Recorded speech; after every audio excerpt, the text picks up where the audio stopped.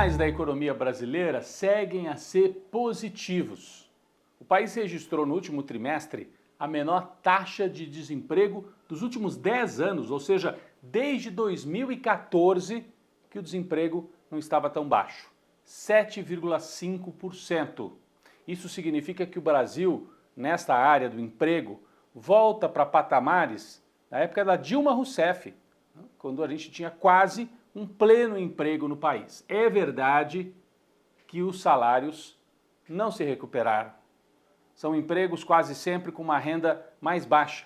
Mas a sensação de mal-estar econômico que vinha da pandemia, do governo Bolsonaro, diminuiu bastante. O país deve crescer entre 2% e 3% neste ano. O Brasil deve voltar a ficar entre as 8 maiores economias do planeta. São sinais positivos, não de uma melhora estrondosa, mas de uma melhora consistente. O desemprego nesse trimestre, em 2024, está abaixo do ano passado, então a situação vai melhorando.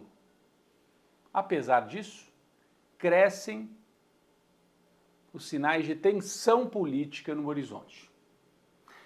A direita liberal e o centrão, que em parte aceitaram votar em Lula em 2022, começam a trabalhar para tirar o PT do poder. A gente começa a ver estes sinais.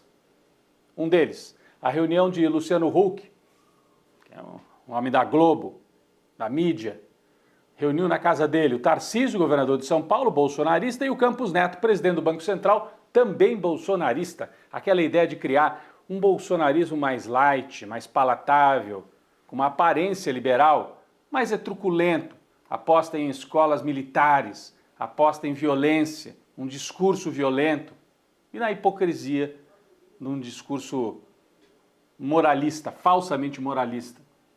Mas não é só o Luciano Huck.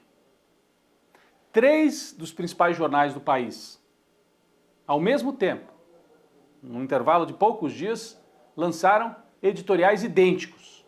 Nós temos aqui a Folha elogiando o Tarcísio e dizendo ele faz o que Lula não faz. Ele corta subsídios, arruma as contas. O Estadão e também o Globo, o mesmo editorial, na linha de um exemplo, São Paulo é um exemplo para o Brasil. É o lançamento da campanha de Tarcísio a presidente da República, muito cedo, né? No segundo ano ainda de Lula. O curioso é que quando Lula e Haddad tentaram reduzir ou acabar com a desoneração fiscal na folha de pagamento, aí houve uma gritaria. E aquilo era para arrumar as contas também do governo federal. Mas daí não podia, porque os empresários não querem pagar imposto. E o setor de mídia não quer pagar imposto. A folha de pagamento de vários setores foi desonerada, deixou de pagar imposto. E quando o Lula e o Haddad tentaram voltar, acabar com esse subsídio, com esse privilégio, aí não podia.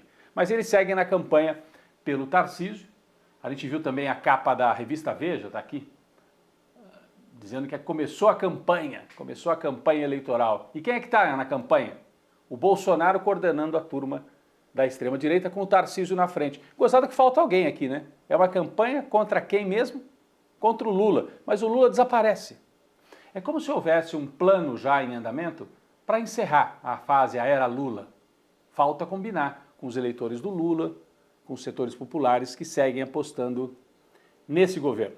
Então há uma campanha organizada nos setores assim de uma direita liberal que topa tranquilamente se aliar com o bolsonarismo, com a extrema-direita, para derrotar o governo Lula, que tem várias dificuldades, o Lula. A maior delas é enfrentar um país conflagrado e um Estado desmontado pelo bolsonarismo. Mas vai avançando na economia. Bom, o governo, além desta campanha midiática e uma onda que tenta se criar de um fato consumado, o Lula já foi, agora vamos pensar para frente. É isso que está em andamento. O governo sofreu derrotas importantes no Congresso Nacional, isso é um fato, não dá para tapar o sol com a peneira. O caso mais emblemático, o das chamadas saidinhas. O Lula tinha vetado esse projeto que acabava com as saidinhas. Eu vejo muita gente, mas pô, o cara tá preso, faz saidinha, aí vai lá, comete um crime. Bom, o percentual de pessoas que são beneficiados pela saidinha e que cometem crimes é ínfimo. menos de 5%. Ainda assim, o Lula vetou um pedaço desse tamanho aqui da lei, porque a ideia da saidinha, que vem lá da época dos militares, é criar um caminho para ressocialização de presos menos perigosos. Você não oferece saidinha para bandido perigosíssimo. Pelo menos essa é a regra. O Lula vetou para dizer, olha, tem que ter alguma saída. E não é que ele vetou da cabeça dele. Todos os juristas de bom senso dizem isso. Mas a extrema-direita, para praticar assim, uma agitação nas redes e tal, não, derruba o veto do Lula, está tudo proibido, não pode ter saidinha nenhuma. Então o sujeito está preso, tem a chance de conviver com a família, não, vai continuar trancado na cadeia. É um populismo penal, um retrocesso imenso que serve para alimentar o crime, pode explodir as cadeias de tensionamento, criando problemas, serve para dar discurso para a extrema-direita. Outra derrota de Lula no Congresso. O Bolsonaro, na época que era presidente, tinha vetado um pedaço de uma lei que criminalizava as fake news. O Bolsonaro não quer que fake news seja proibido, seja crime. Então ele vetou. Agora, havia a possibilidade de derrubar o veto ainda da época do Bolsonaro. E o Congresso disse não, não. Com o voto dos bolsonaristas, mais de 300 votos, não tem crime espalhar fake news na política. Inclusive, alguns deputados foram para a tribuna, uma deputada, por exemplo, dizer, bom, mas mentira não é crime.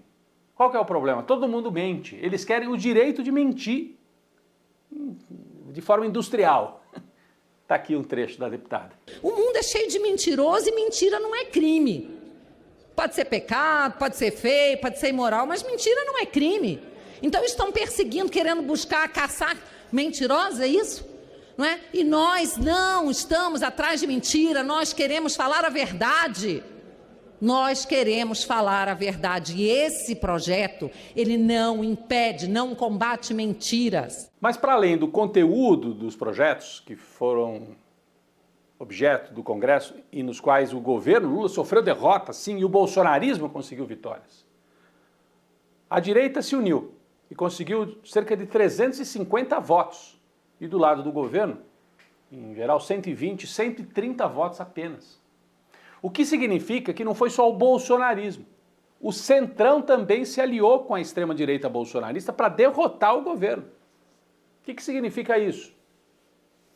Que o Lula entregar ministérios, diretoria de Caixa Econômica, Banco do Brasil e outros órgãos para partidos do Centrão, União Brasil, PSD, PP, não adiantou nada.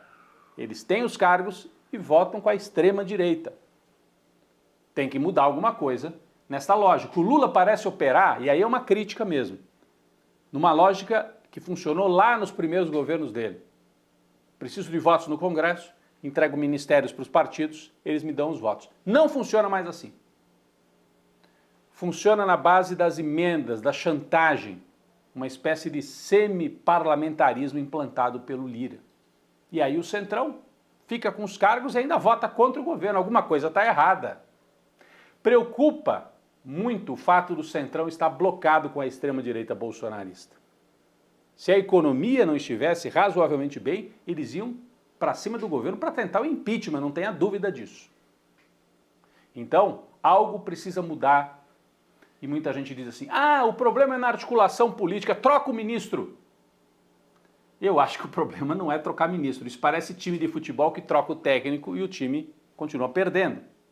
O problema é que tem um Congresso que opera numa lógica de emendas parlamentares, um Congresso conservador, um Congresso em que Centrão e extrema-direita se unem. Será que não é o caso do Lula e do governo mudarem a lógica de montagem do ministério? Ter uma base mais enxuta? Já aprovaram o que precisava aprovar lá no Congresso. Se o Lula garantir 130, 150 votos, não consegue aprovar mais muita coisa, mas evita o impeachment e faz um enfrentamento político com a extrema-direita. Do contrário, vai ser vítima de chantagem até o fim do governo.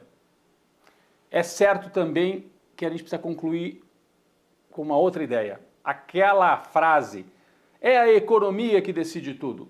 Tinha até a frase de um marqueteiro lá dos Estados Unidos. É a economia, estúpido, que define as eleições. Sim e não. A economia vai bem com o Haddad, vai razoavelmente bem.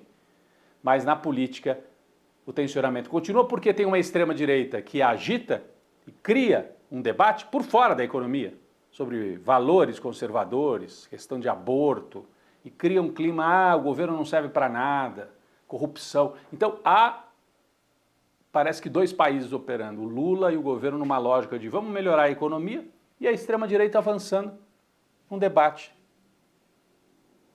que os setores progressistas não conseguem responder. Isso é algo que está muito sério. Nas eleições municipais, isso pode acabar tendo um peso decisivo. Então é bom ficar atento. Essa semana saiu uma pesquisa em São Paulo mostrando que essa extrema-direita lacradora das redes cresce. Em São Paulo, o tal de Pablo Marçal, aquele coach, nunca fez campanha política, está com 10% na pesquisa da Atlas para a Prefeitura de São Paulo. O Boulos está em primeiro.